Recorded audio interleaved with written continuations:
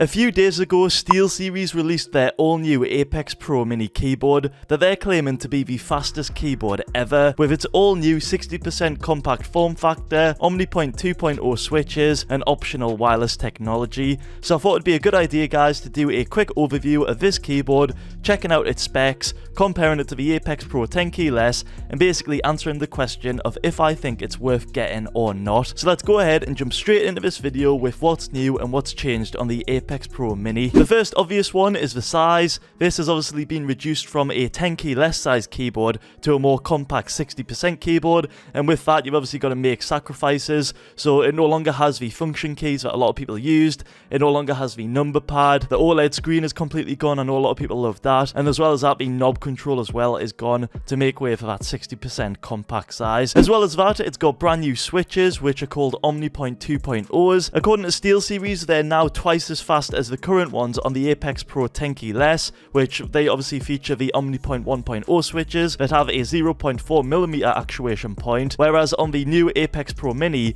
these feature the 2.0 switches that have only a 0.2mm actuation point, which, yes, it is technically twice as fast, but I can tell you guys right now, they will not feel twice as fast. Like, a 0.2 difference in actuation point is very minute, and honestly, I don't think you guys will feel it, but yes, it is technically 2 times as fast, even though, again, I don't think you will feel it, to be honest. Moving on from that though, a brand new feature that the Mini keyboard's got over the Apex Pro is the wireless technology. Yes, this has finally arrived on the Apex Pro Mini, which I know some people will love and some people won't care about when it comes to speed. And the keyboard itself comes in 2 different options. There's the wireless version, and then there's the wired version or the non-wireless version. The wireless version features a 2.4 GHz connection and a Bluetooth 5.0 connection with apparently 30 to 40 hours of battery life, whereas the other version, the non-wireless version or the wired version, just literally comes with a wire that you plug into your computer, and this will always be faster as it's a direct connection rather than a wireless connection. And then along with that, it's got a few more other features that I thought I'd mention because they are really nice to have on a keyboard.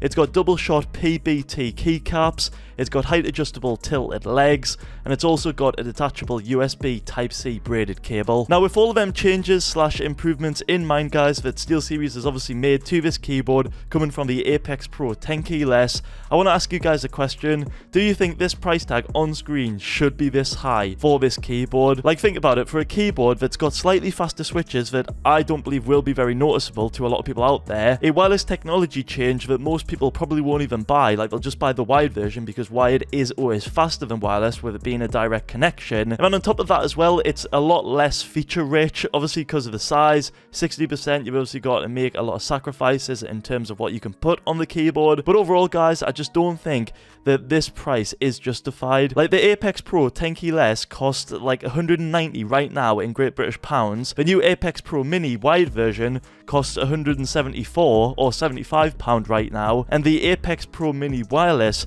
costs a whopping £220, which I'm just going to say it right now, I think that is ridiculous when you compare it to other 60% fast gaming keyboards out there. Like, just to give some examples, the first one is the Wooten 60HE, which the price point is quite similar. Obviously, it is cheaper by a little bit, but for the features, I think you are getting your money's worth with this one in particular, especially when we compare it to the Apex Pro Mini, which I will do another video actually about. But on top of that, we've also got some much cheaper options, and I mean like literally like a third of the price, like the HK Gaming G61. That one's super fast with its yellow switches. We've got the Razer Huntsman Mini, another one basically a rival company to Steelseries, and their price is still a lot lower. And all of these have very similar options. So we've got the wireless and wired options. They've got similar speeds in terms of the switches, and just overall, I don't think this price is justified. Like, how can this keyboard cost more than the original Apex Pro 10 key less? Like, I have no idea, I really don't. But overall, guys, to give my final thoughts and opinion on this keyboard, I personally don't think the wireless version is worth it right now. The price is too high.